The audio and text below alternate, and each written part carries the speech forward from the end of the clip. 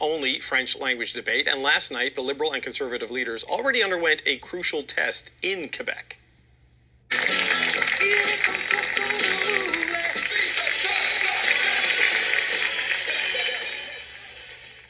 Pierre Poilievre and Mark Carney both appeared on the hyper-popular Radio-Canada talk show Tout le monde en parle. The show attracts up to 1 million viewers in a province with 78 seats, the second most in Canada. And there was a lot to lose for Carney and a lot to gain for his rivals, because since January 6th, the CBC's poll tracker shows the Bloc Québécois dropping from 36.6% support to just 22.3%. And on a directly opposite trajectory, the Liberals have gone from 20.9% to 43%.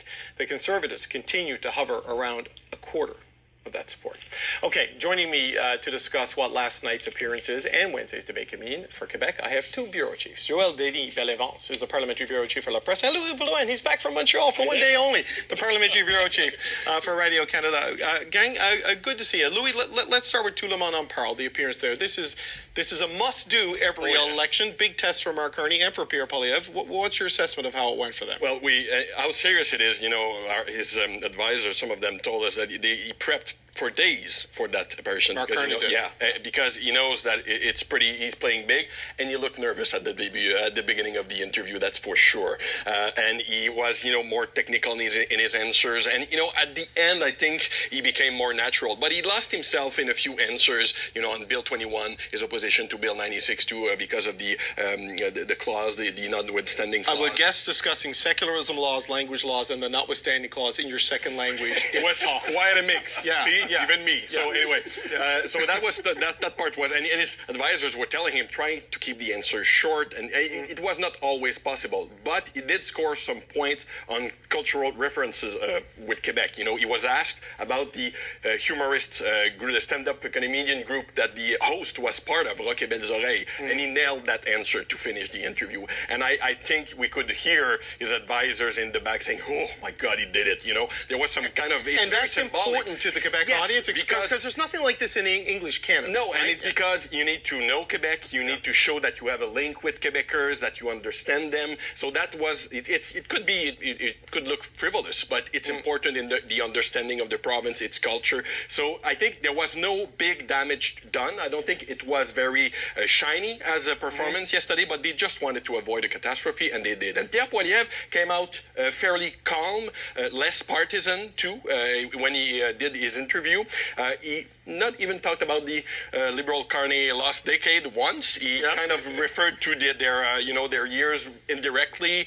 He also had some cultural references. La Petite Vie, it's a TV show that was very popular in Quebec. So I think he came out the way his advisors wanted him to do. So I don't see a big turn in the road in Quebec with those two interviews. JD, I watched it, didn't understand a word. But Pierre Poilievre looked very relaxed. He smiled. He got a bunch of laughs. And Mark Carney, it was a more serious sort of vibe. But what's your thoughts on how it all went? That was a good occasion to show your personalities to Quebecers, and that was to me like the first interviews of the candidates who are who want to be Prime Minister of Canada. So I guess this in terms of personality, I think they came across very well. I would say that Mr. Carney's French, this was the best interview he gave so far since I've been following him since he became leader of the Liberal Party. His French was adequate, no mistakes, and you could tell that as my friend we just mentioned, he was told to shorten his answers and they were more to the point. But I would say that I would give a slight edge to Pierre Poilievre at the end of the night. Why? Because Mr. Poilievre managed to talk about issues that are dear to Quebecers. Cost of living, the rising cost of housing, and that the last few years made it impossible for people to afford things. And he's proposing change.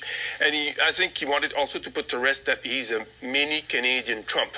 He was asked bluntly about that. Are you a Trump in Canada? And said, no, I don't. We don't have the same origins. I'm a modest family from mère monoparentale, a single mother, and then we had trouble making ends meet. So he came across as a simple guy, but this was a time to showcase their personality more than anything else. Right. The Conservatives are about 24% in Quebec, just under that in our poll tracker. They have 9-10 seats. So there's less for them to lose, a lot for them to gain. But JD, this sort of is the the precursor to the debate on Wednesday night, which, depending on what happens in hockey the next couple of days, could be up against a must-win Montreal Canadian to get into the playoffs game. So Patrice Roy's got to be nervous about that. But JD, I mean, what does this tell us? Like, what do you, when you look ahead to the debate, what are your expectations for that based on what we saw in Tout le monde en parle? Well, I think this was a practice for a rehearsal for both leaders, and I think the pressure was immense on Mr. Carney. I mean, I wouldn't want to be in anybody's shoes to be on that show because,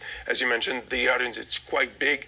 The questions can come from nowhere and hit you in the forehead like a 2x4. So you need to be ready. And he was ready. Mr. Carney, as Louis mentioned, managed to name the humorist group Rock et Belles Oreilles. I almost fell off my chair when I heard him say that. Me too. It was in his briefing book. I can imagine. Because I don't think sincerely, I don't think three weeks ago, Mr. Carney knew who was Rock et Belles Oreilles. But so Louis, get your thoughts on, because on the French language debate, and then I'm going to get up and play with them. I think it's going to be a way more challenging experience for the Mark Carney for sure, because you know all these subjects, Bill 21, Bill 96, will come back as big attacks on him. And Blanchette will be there. Yeah, it will be way tougher for him, and he has also to protect. But they have Blanchette and Poilievre. They have to remain prudent, not to hit too hard either, because they might paint him as a victim at the end of the day, and they know that, and they know they have to measure the way they will hit. There is some natural sympathy right now for Mr. Carney because he's trying to learn more French, and so you got to be. He's making an honest effort, and exactly. people are having some. Okay, look, I want to break down a little bit. This is sort of how the new Quebec ridings with the vote last time overlaid. You can see this is Bloc Québécois blue. This is Conservative blue. But just zero in here, the Greater Montreal area, like guys like. The Liberals dominate this island, right? You've got two block seats. This is LaSalle that they lost in the by-election. That's the NDP seat. Louis, when you look at this is where the Liberals are trying to push out, right, to the north and south shore of Montreal, and that's where the Bloc are trying to hold. And this could really determine whether that Liberal number on election night begins with a 3 or with a 4, right? Yeah. Like, what's the dynamic here? So most of the Liberal potential growth in Quebec is around Montreal, right here. North Shore, South Shore, and there's going to be big fights with the Bloc Québécois there, and that's where it's going to happen in Quebec if it has to happen for them in the province. So if you look at ridings on the South Shore like Longueuil-Saint-Hubert, they would want to flip that for sure. Also, La Prairie. That's the Alain Terrien's seat. He's the House leader for the Bloc. So that's a big name in the Bloc Québécois. Yeah, and he is in trouble, and he is knocking right now on thousands and thousands of doors to try and catch up because it won't be easy for him. Also, North Shore, if you look at Terrebonne, if you look at Repentigny, also, it's not safe for the Bloc right now. So these are going to be races that will be very, very symbolic. That's where it needs to happen. And it's important for the Liberals because if they have a potential growth of 10, 15 seats in Quebec, that could help get their majority if they want it. So there's a way through Quebec to get there if something moves elsewhere in the country, but that's where it's going to happen. So JD, if you look at this, I mean, look, I know the Liberals just lost the by-election in Montreal where the Prime Minister from Montreal was so unpopular he couldn't campaign. In Montreal, things are different now because you got a central banker from Alberta, obviously, and that plays in Montreal better than the Prime Minister did. But the polls right now would suggest the Liberals are going to break out here, right? Yes. Like they've got a floor of about 34, 35 seats. Do you think they can get into the 40s with reasonably? Well, it's a distinct possibility because of the Bloc Québécois support that is going right now to the Liberal Party. And I'm told that the Bloc Québécois candidates and the MPs who are knocking on doors, they're hearing a similar discourse, similar reflections on voters at the doorstep. And it reminds them of 2011. What happened in 2011? The orange wave. Exactly. What will happen this time? They expect and they fear it might be a red wave this time because of the current context dominated by one person, Donald Trump, who's obviously having a big impact in this campaign. Okay, this was acting up a bit today, but I want to have a look at the Quebec City area. Oh, see, this is it. There we go. Always complicated in Quebec City. Yeah, exactly.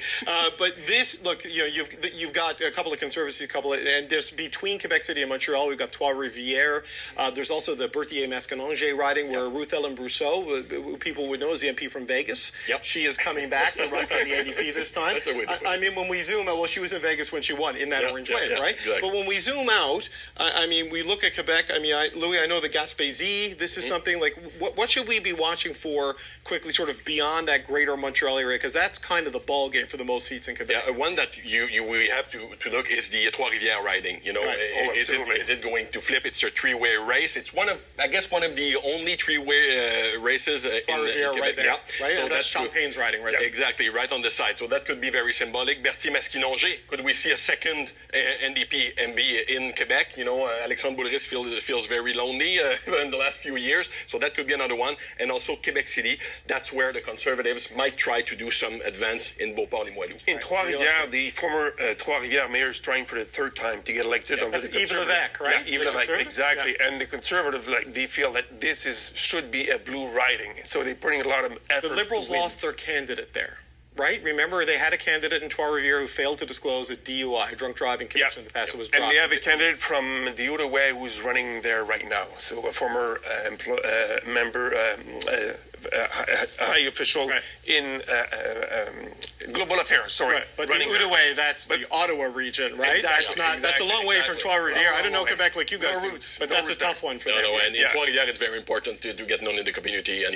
you know, to be a central figure. So maybe he has an edge there. So it's mainly a battle between the Bloc Québécois and the Conservative Party in that riding. Okay, so just as a last point from each of you, like if you have to guess right now where Quebec goes, I mean, Louis, do you think unless the debate is catastrophic for Mark Carney, they're up? Do they go over 40? Do you think they get to 40 plus right now? I think if there's one leader who can rebound from the French debate is Yves-François Blanchet. Exactly. And remember what happened in the last two elections. At the end of the campaign, he was able to gain some momentum. So that could block the effect of the Liberals at this point. But honestly, what I'm told is that some blockist strategists are very worried because they know that older voters are going to Mark Carney because they're worried about the economy, about their pension and all. So he's fighting against a very strong feeling, insecurity feeling these days. So we'll see where it can Older go. voters are more likely to vote as well. Jamie? Exactly. And last night, Mr. Yves-François Blanchet was very much active on X, trying to sort of criticize the performance of Mark Carney and Monsieur Poilievre on Tout le monde en parle. So I guess he was a bit jealous that he was not there yet. He's there next week. He gets week, last next word, week. though. Yes, He gets last word on That's the Tout le last monde en word. parle, right? But at that time, you know, the jello might be, holding might be set. because it's Easter weekend and people will be talking around ham and whatever. And separate the they ask. anticipation vote will have started. Exactly. Friday. But, Easter Sunday is a time for resurrections and miracles. So that's all right. Louis Boyne and J.D. Bellavounce, always